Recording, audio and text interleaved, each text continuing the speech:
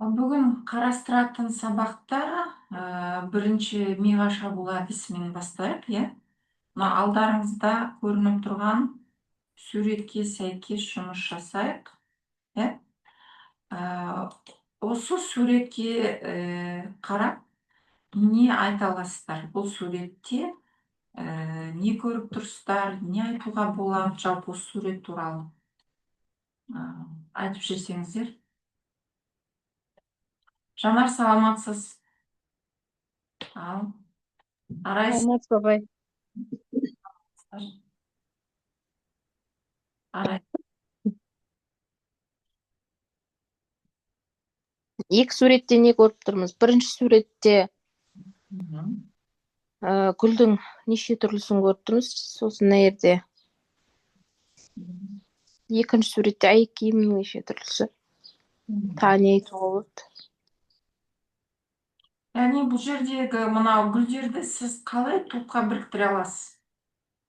Қандай қасиетіне байланысты біріктіре аласыз? Көлеңке сүйгіш пен мынаның бәрі бірақ жылу сүйгіштер ғой. Так. Аяқ киімдерді қалай топтастыра аласыздар? Аяқ киімді енді мезгілге байланысты топтастыруға болады. Мгм. 4 мезгілге байланысты киілетін аяқ киімдер деп. Мгм. Яғни жалпы сурет бойынша қарасаңыздар, аяқ киімдер бойынша айтатын болсақ, ол жерде аяқ киімдерді біз қажеттілігіне қарай таңдаймыз, иә? Мысалы, сіз саяхатқа, экскурсияға, тауға шығайын деп жатсаңыз, ол жердегі аяқ киімдердің ішінен кроссовкілерді таңдайсыз, иә? Ал жай ғана бір есік алдында болатын болса, мынандай сүйретпелер, иә? Ал мысалы бір жаңағы жұмысқа баратын болсаңыз, өзіңіздің киіміңізге сәйкес үлгіде аяқ киімдерді таңдайсыз. Яғни сіздің қажеттілігіңізге қарай. Енді суреттер бойынша айтатын болсақ, түстеріне байланысты жүктеуге болады, иә? Ақ түсті гүлдер, сары түсті гүлдер және қызыл түсті гүлдер деп айта аламыз. Ал енді сіздер биологсыздар ғой, биолог ретінде қалай топтаймыз? Бұл жерде күрделі гүл тұқымдасына жататын гүлдер көрсетілген. Ол мынау түймедақ, күнбағыс, иә? Күрделі гүл тұқымдасына жатады. Себебі олардың гүлдері екі түрлі формада. Шетінде тілше гүлдер, ортасында түтікше гүлдер орналасады. Ал түтікше гүлдерінде аталы және аналық бөліктер орналасқан. Ал енді лала гүл тұқымдасы деп бөлуге болады. Бәйшешекті, иә?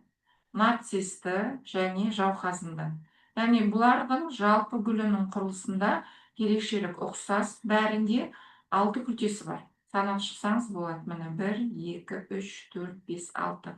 Ол 6 күлтесі екі шеңберде орналасқан, сыртқы шеңберде және ішкі шеңберде, сондықтан гүл былай сыртынан қарағанда жарық тұралады. Иә? Ал енді мынау қызыл түспен, сары түспен белгіленген ол раушан гүлдер тұқымдасы деп айтсақ болады. Раушан гүлдер тұқымдасында күлтелері шексіз. Міне, сондықтан кез келген затты оның пайдалану ерекшелігіне, қажеттілігіне қарай, ортақ қасиеттеріне байланысты осылай топтастыруға болады екен. Енді мына суретте не байқадыңыздар? Осы сурет туралы айтыңыздаршы. Арай, Жанар.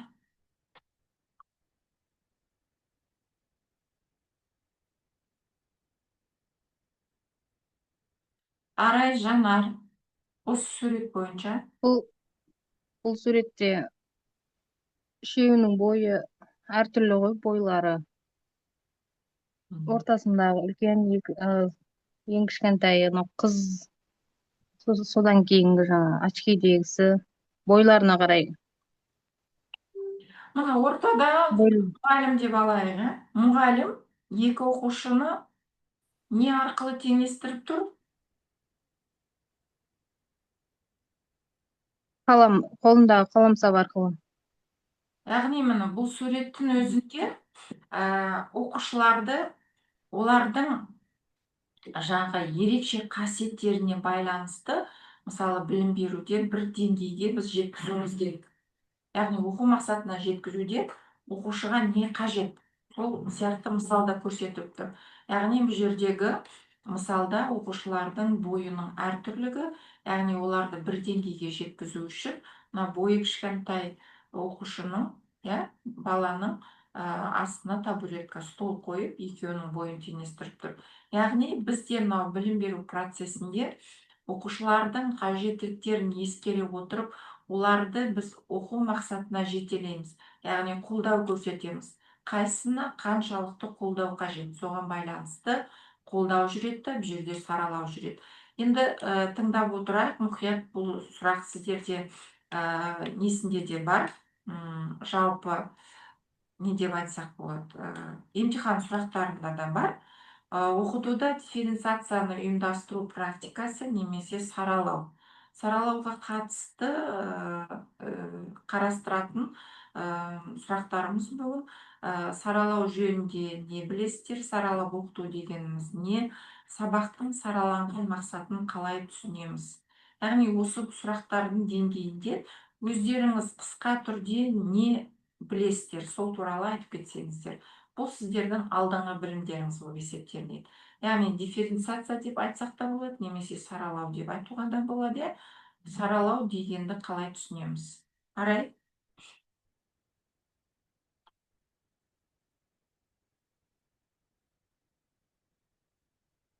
Арай. апай аудиомды қосып үлгермей қалыватырмын ғой.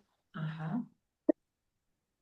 Қосып отырсаңыздар болады. Біз сіздер үшеумізден басқа бұнда ешкім жоқ, шолап кететін. Бірінші сұраққа жауап беру керек па, саралау деген не дегенге? Жалпы саралап бір емес, жалпы айта берсеңіз болады. Оқу процесінде саралауды қалай түсінесіз? Саралап оқыту деген бұрын естігенсіз ба? Практикаңызда кездестіргенсіз ба? Қалай түсінесіз? Жаңа мен өмірден бойынша саралауға қатысты суреттермен сіздерге алдыңғы білімді еске түсіру үшін жасадық. Саралап оқыту дегенді естігенбіз ғой бұған дейін. Бұл жерде менің ойымша жаңағы білім алушы, яғни оқушыларды әртүрлі қабілеттеріне, қызығушылықтарына қарай тапсырмалар, болмаса соған қатысты жаңағы әдістер бар, әдіс тәсілдер, сондайды пайдалану арқылы оқыту. Яғни бұл жерде мұғалімнің мақсаты, яғни оқушыларды бірдей жаңағы білім деңгейінде бірдей деңгейге жеткізу ғой. Мысалы, қай оқушы қай бағытқа қызығады, сол арқылы білім беру арқылы барлық оқушыға теңдей білім беру. Одан кейін оқушының жаңағы өзіне ғана тән қабілетін дамытуға да көмектеседі саралап оқыту деген. Яғни Жанар, сіз қосыласыз ба Арайдың пікіріне? Иә, апай. Бұл жаңа оқушылардың жеке қабілеттерін деңгейлеріне қарай оқыту ғой, мұғалімнің оқушыларды деңгейлеріне қарай тапсырма беру. Емтихан барысында осы сұрақтардың ішінде саралауға қатысты бірнеше сұрақтар бар. Кеше жіберген сұрақтарды байқап қарасаңыздар болады. Сондықтан бүгін мұқият тыңдап қатысып отырамыз. Енді жалпы мына алдыңғы берілген сұрақтардың деңгейінде жауап беріп өтейік. Саралауды жалпы не үшін? Саралау деген не деген сұраққа тоқталамыз. Саралау ол латын тілінен алғанда дифференц деген сөзді білдіреді екен. Яғни ол заттарды бөліктерге, нұсқаларға, сатыларға жіктеу немесе біріктіру. Бағана біз сіздерге көрсеткен мынау түрлі түсті суретте, гүлдерді біз түсіне қарай не істедік? Жіктедік, немесе біріктірдік деп айтсақ болады бөліктерге. Аяқ киімдерді солай пайдалануына байланысты жіктедік, Сонда саралау латын тілінен дифференц білдіреді екен, орысша дифференциация деп айтуға болады. Ал жалпы француз тілінде дифференциацион деп айтылады. Бұл жерде айырмашылық, ерекшелік деген білдіреді екен. Яғни өзара айырмашылық. Мысалы, екінші суретте балалардың бойында айырмашылық бар ма? Ерекшелік бар ма? Ерекшелік бар. Біреуінің бойы қысқа, біреуінің бойы ұзын. Ал енді жалпы оқу процесінде де осындай оқушының білімге қатысты қажеттіліктерін, ерекшеліктерін ескере отырып, мұғалімнің әрекеті соларды бір деңгейге жеткізу болып табылады. Яғни бұл саралау. Оқушылардың мына қабілеті, қызығушылығы, қажеттіліктері ескерілетін, бірақ базалық жалпы білім берудегі деңгейін төмендетпей оқу үдерісін ұйымдастыру формасы деп айтылады екен. Оқыту мен оқуға қатысты анықталатын ортақ қасиеттерді ескере отырып, оқушылардың тобына мұғалімнің оқу үдерісін ұйымдастыру процесі деп айтылады екен. Енді осы саралау кезінде жалпы жағымды аспектілер бар. Ертең емтиханда сұрауы мүмкін. Яғни дифференциация кезінде саралауда қандай жағымды аспектілер білесіз деп. Жағымды аспектілер мұғалімде әлсіздерге көмектесу, мықтыларға назар аударуға мүмкіндік болады. Мысалы, мына қарапайым суретпен қарайтын болсақ, бұл жерде бізде мықты бойы ұзын оқушы болып тұр да, әлсіз бойы қысқа оқушы болып тұр, әлсіздерге көмектесуге мүмкіндігіңіз болады, мықтылардың ерекшелігіне назар аударасыз. Екінші, қоғамдық формаларға бейімделе алмайтын қиын балалармен тиімді жұмыс істеуге мүмкіндік туады. Яғни сыныпта өте белсенді, ұшқалақ оқушы болса, орында отыра алмайтын.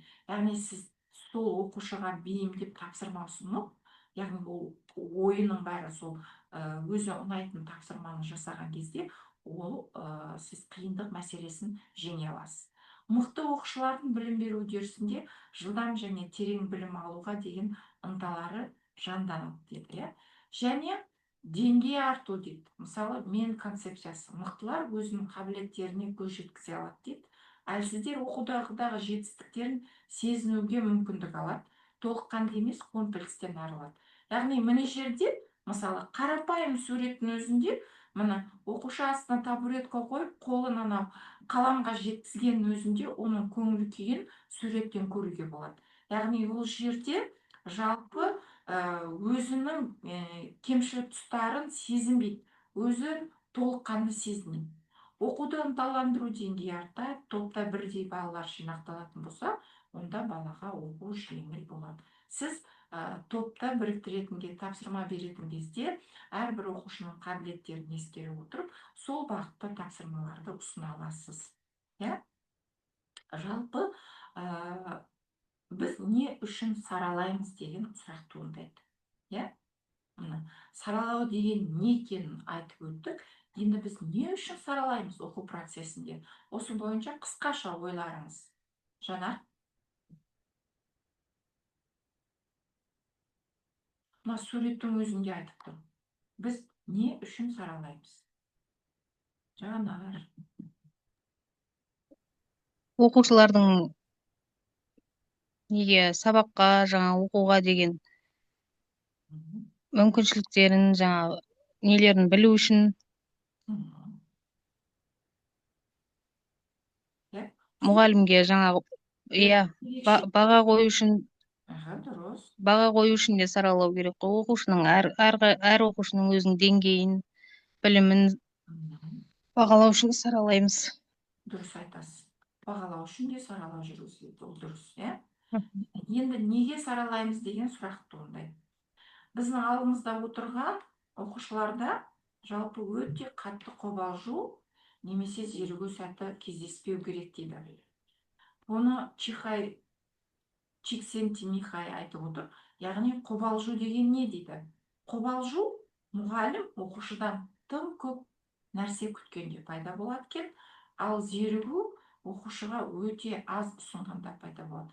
Жалпы сіздің сабағыңызда, қарапайым тілмен айтқанда, оқушыда қобалжу болмау керек.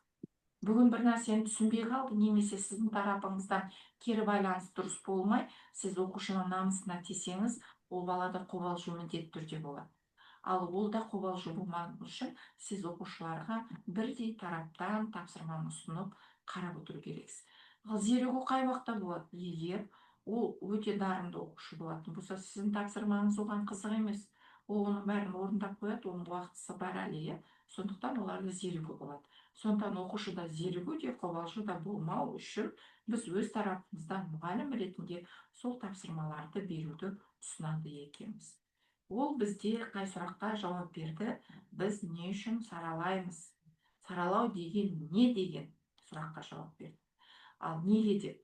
Енді неге саралап жатырмыз? Саралап оқытудың мақсаты бар. Мақсаты 4 деңгейге бөлінеді.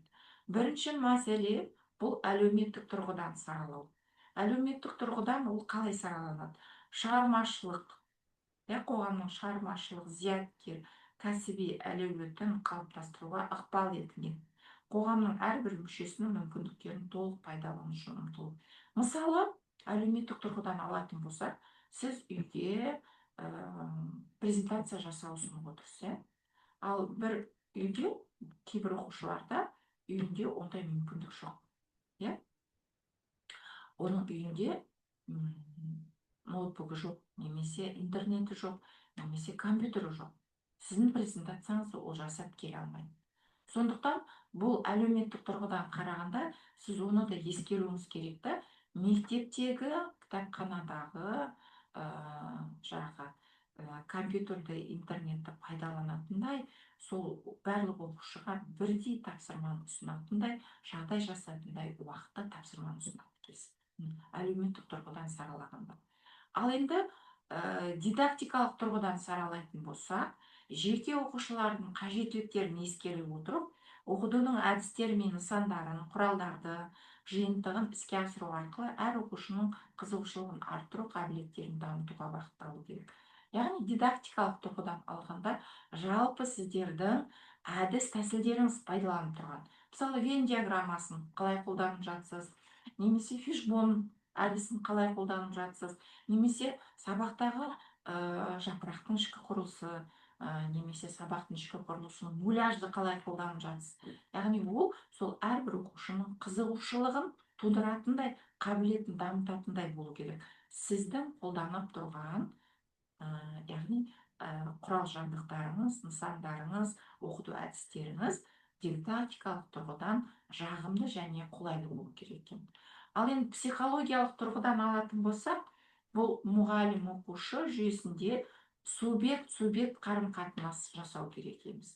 Мысалы, рефлексияға дағдылану, мен не істеп отырмын, не істеп жатырмын, пәндік мазмұнның өз әрекетін талдауы, қалай істеп жатырмын, өз қызметімде тәсілдерге талдау бар ма, не үшін жасап жатырмын, өз құндылықтарын анықтау керек. Яғни психологиялық тұрғыдан оқушыға қысым көрсетпеуіміз керек. Яғни оқушыны білім беру траекториясында өзімізбен бірге қатар алып жүруіміз керек. Яғни мен сені оқытамын деп қарамауымыз керек. Яғни субъект ретінде білім траекториясы қатар жүру керек. Ал енді әдістемелік тұрғыдан алатын болсақ, білім берудегі мәселелерді сыртқы және ішкі саралау арқылы шешу. Әрбір оқушыға жеке білім траекториясымен өсуге мүмкіндік жасау. Яғни жағдай, мынау бірінші суреттегідей, оларға не істеуіміз керек екен? Қолдау көрсету отыруымыз қажет. Арайлым, интернет нашар болма, шығып кетті-ау дейме? Енді жалпы осы оқытуды саралау практикасында Рональд Гроттың 3 деңгейін ұсынуға болады екен. Ол қандай деңгей? Микродеңгей, мезодеңгей, макродеңгей деп айтылады екен. Бұл деңгейлер, мысалы, сынып ішінде балалардың бөлек топтарда жүзеге асырылатын әртүрлі тәсілдер. Саралаудың бір түрінде кейде ішкі және сынып ішілік саралау болып қалуы мүмкін.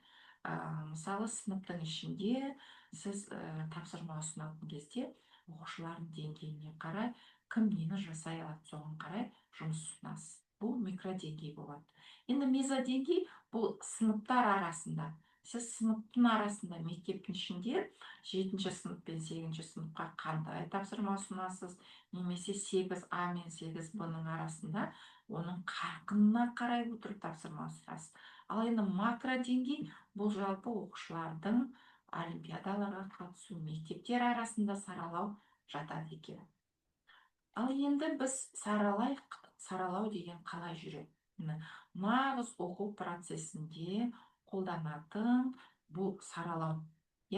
Бұл жерде ағылшын ғалымы 2001 жылы ұсынған Карл Н. Томлинсонның зерттеуі бойынша мектепте саралап оқытудың негізгі 4 жолы жүзеге асу керек екен. Ол біріншіден мазмұн бойынша саралау.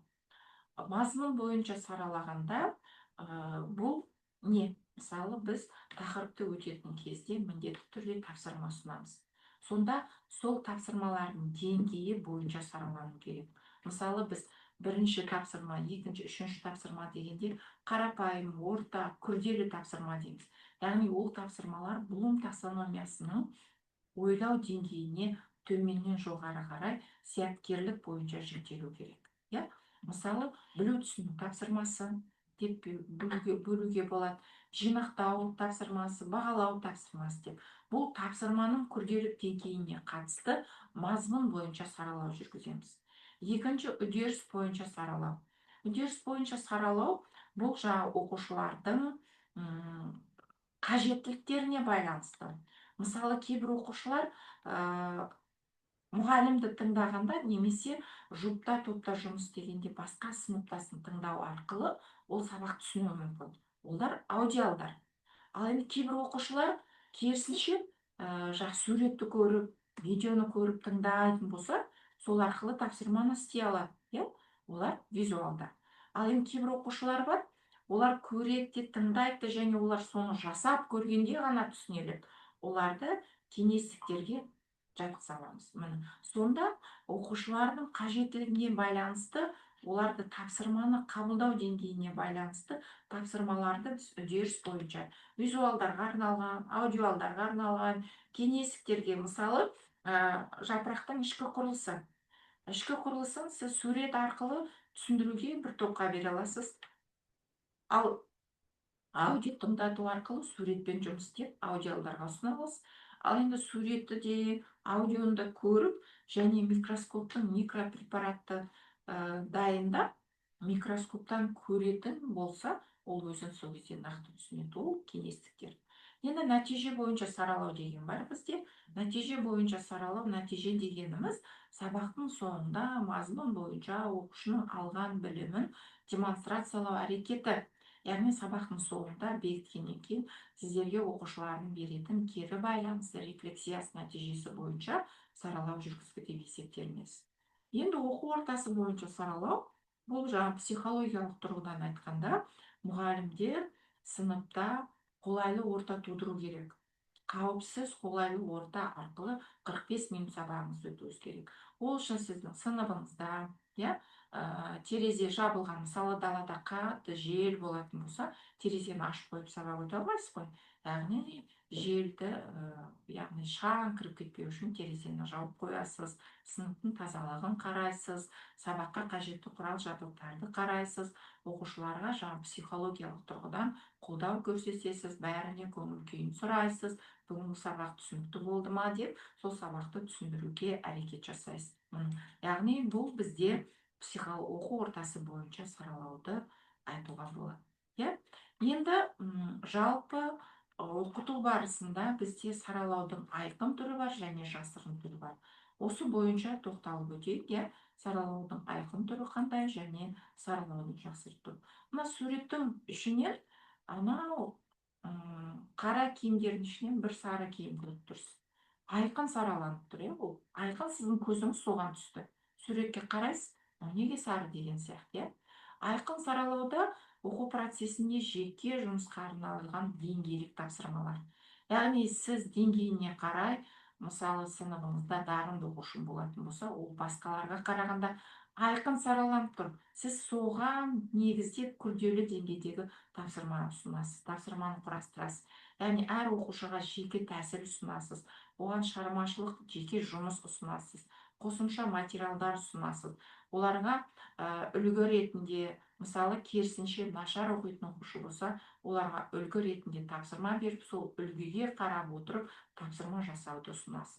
Бұл айқын саралау болады.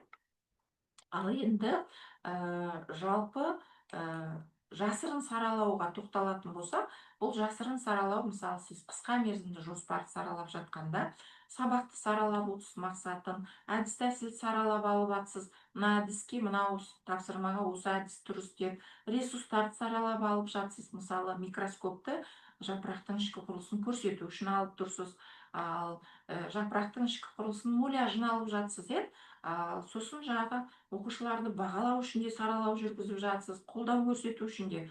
Бұл қысқа мерзім жоспарды құрастырғанда қарасаңыз, жасырын сараланып тұр. Ол жасырын саралаудың түріне жатады.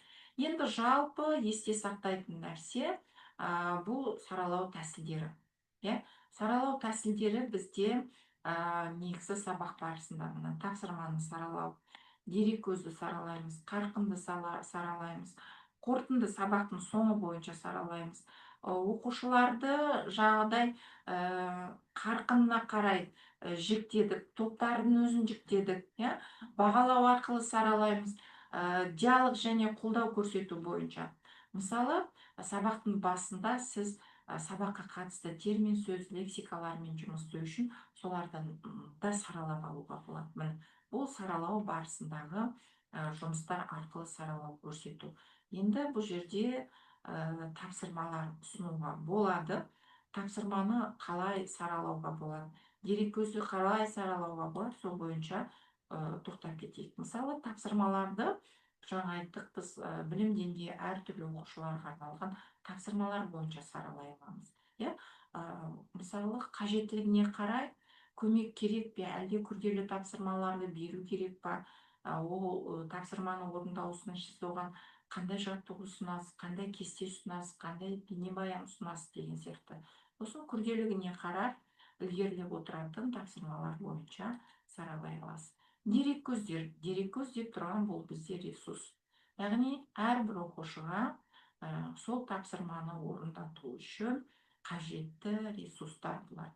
Мысалы, мәтін ұсынуыңыз мүмкін, немесе электрондық дереккөз, немесе қандай да бейнебаян ұсынуға болады деген сияқты. Қазір мен жерде көрейік. Одан басқа бізде тағы да не көрсетуге болады. Қазір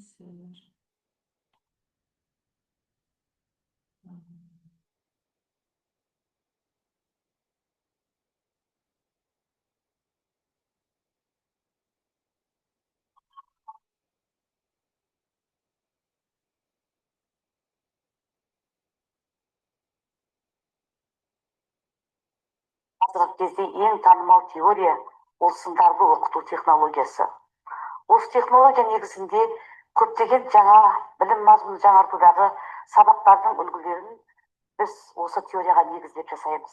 Қызметтік жолында творчестволық сабақтарды ұйымдастыру кезінде көптеген сындарлық технологияны меңгеруге көп ықпал еттім.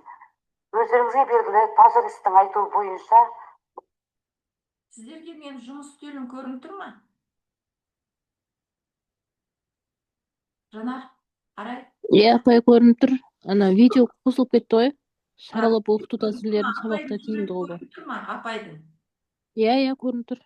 Осы бойынша кішкене бұл жерде саралау тәсілдерін тиімділігі туралы.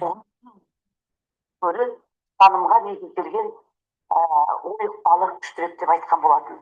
Сондықтан да тек қана теориялық біліммен ғана қаруландырып қана қоймай, мұғалім оқушыларды әрқашанда оларды жан-жақты өмірге бейімделуге, дағды мен құндылықтарға тәрбиелеуге жөн.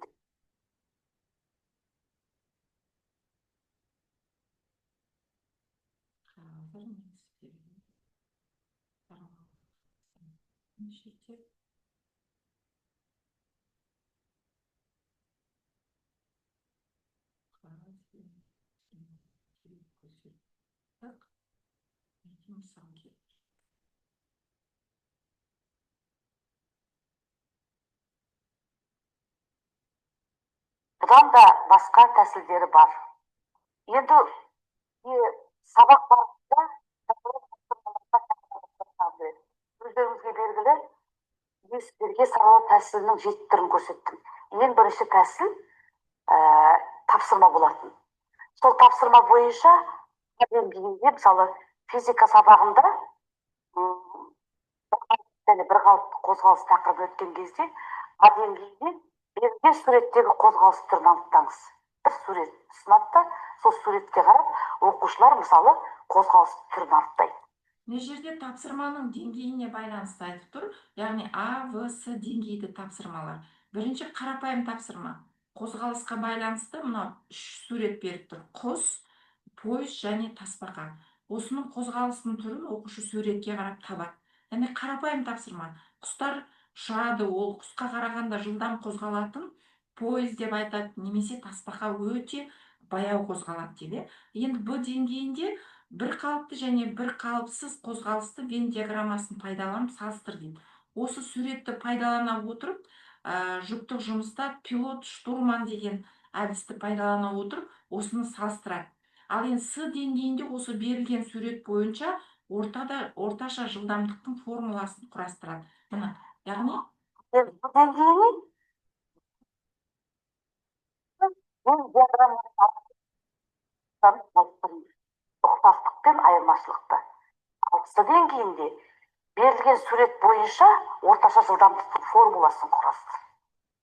Сондықтан да бұл жерде өздеріңізге белгілі саралау тапсырмасын сабақтың орта кезінде сабақтың мағынасын түсіну үшін өте қолданған, өте тиімді. Енді қысқа мерзімді жоспар. Қысқа мерзімді жоспарға келетін болсақ, өздеріңізге белгілі жоспар жасаған кезде саралау тәсілі сабақтың мақсатында қолданылады. бұл жерде осы саралауға қатысты қысқа мерзімді жоспардың өзінің де саралауда сабақтың мақсатын қалай саралаймыз, әлі олардың бізде түрі көп, саралауды қалай жүргіземіз деген сияқты.